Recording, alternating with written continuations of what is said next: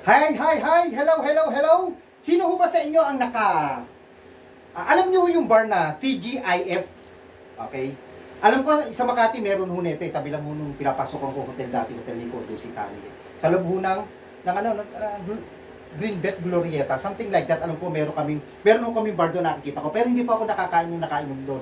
Kasi yung bar ho na at restaurant at TGIF, ano ho dito medyo pang sosyalan ho ito, pang mayaman ho ito no?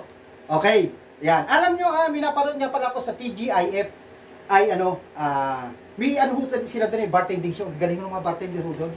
Parang si Mr. Lance, yan. Okay, yan. Magandang hapon ho sa inyo lahat. Ako ang pampansang bartender ho ng Pilipinas. Wala akong iba kundi si Mr. Lance. Ayan. Ay, bakit ho ba natin binabagit yung TGIF? Kasi yan ho ang titimplahin ho natin na drink in TGIF na bar. Kasi yung TGIF na bar, nagkaroon ho sila ng 40th anniversary. 40th anniversary yung TGIF. At alam niyo, actually, yan ho, sikat na sikat at masasarap po pagkain at drinks ho dyan. So, nung sila ay nag-40th anniversary, nag-create ho ang TGIF, yung original ho, ng isang mixed drink. Yun ho ang gagawin ho natin. Papakita ko sa inyo. Ito, strong cocktail na naman ho ito. Strong cocktail na naman ho ito. Kaya, ito, panoorin nyo. Okay? Ito ang ginawa hong drink noong 40th anniversary ng TGIF. Unang-una ho nilang nilagay itong rum. Rum ho gagamitin nila. Siyempre, ang baso matataas. Halo glass, conic glass. Any kind of glass, baso mataas. Pwede ho yan. Tanduay. Ito na lang ho lalagay natin. Rum ho ang kailangan Any kind of rum you have, you can use. Wala tayong problem doon. Ang gagamitin ko ay tanduay. Very own. Locally made. 1854 ho nag-start. Ang pasimuho nito, ang founder ay si Joaquin Elizalde. Baka mag-anak nyo pa ho yan. Si Joaquin, Jing House Tea. Yan, siyempre, mga dugong Pinoy ho yan. At ang distillery nito nangyari ho sa Haguni, Bulacan, dito sa amin. At 167 years old na ho ang rum sa Pilipinas, o ang tanduay sa Pilipinas. Next ho natin ilalagay ay tequila. Alam niyo naman ho, ang mga tequila ay ito ho ay galing na namang Mexico. Gawa ito sa mga agave plant, mga agave fruit. Okay, mga Asti Indians so unang gumamit ho nito ang unang nagpiga. At doon ho nila nalaman na pwede palang inumin ang agave, ang kinatas ho nito. Noong 250, between 380. Doon ho nila unang kinatas. Siyempre, vodka ho, pangatlo natin ilalagay. Ano ba ang vodka? Gamit na lang ho tayo ng storage na yan. Maiba-iba naman.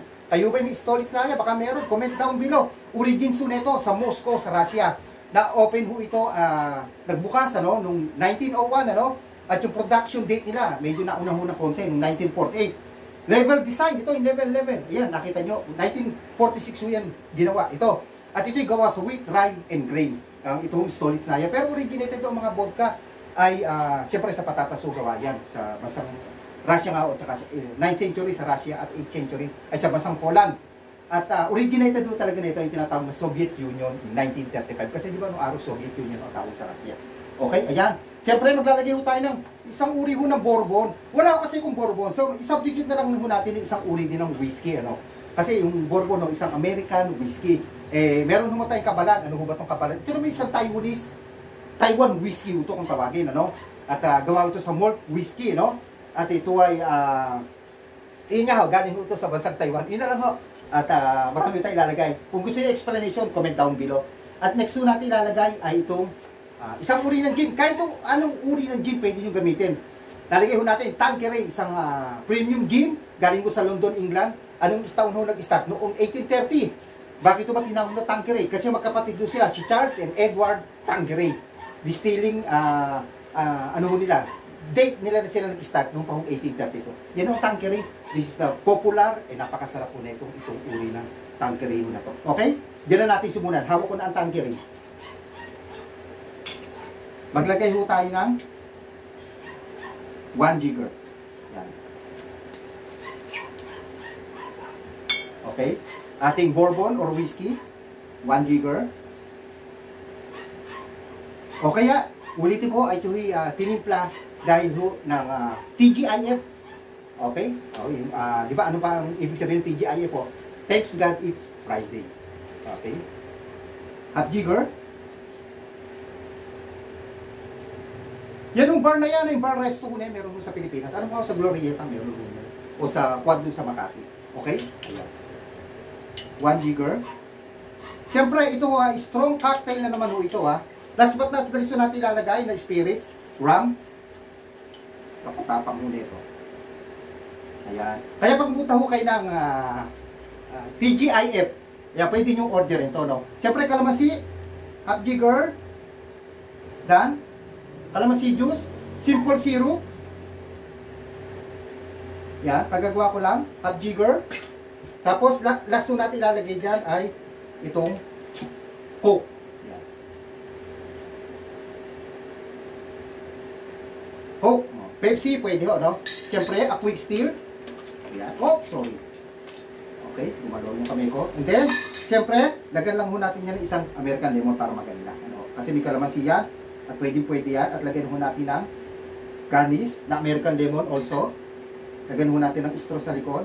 Medyo punasan ko lang yung excess. Ayan. Part of the being partaker. Ay, tapos na ho yung ating tinimpla na 40th anniversary ng TGIF. Ayan, na bar and restaurant na napakasarap po. Ito ho yun, ha? Tikman niya ho natin. Strong cocktail ho ito, maniwala ko kay sa akin, kaya ito malakas din. Kaya pag napunta ho kayo ng TGIF, pwede hong order ito. Yun hong sabihin nyo lang, ay sa bartender, yung tinimplan nyo ng 40th anniversary ng TGIF. Ito ho yung alam na nila. Okay? Pag tinanong, paano mong nalaman? Napanood ko sa pambansang bartender ho ng Pilipinas, inong sabihin nyo. Lang iba ko din si Mr. Lance. Drink moderately, in God we trust. Ako ang pambansang bartender ho ng Pilipinas, lang iba ko din si Mr. Lance. Follow and share nyo ako. Bye-bye. Thank you guys.